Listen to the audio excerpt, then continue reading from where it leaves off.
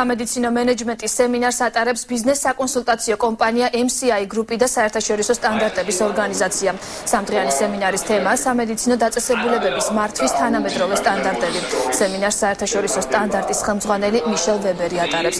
პროექტის მიზანია ხელი შეუწყოს ქართულ ბაზარზე სამედიცინო დაწესებულებების მართვის თანამედროვე სტანდარტებზე გადასვლას. სემინარში სხვადასხვა პროფილის კლინიკების ხელმძღვანელები და სამედიცინო სფეროს წამყვანი სპეციალისტები მონაწილეობენ.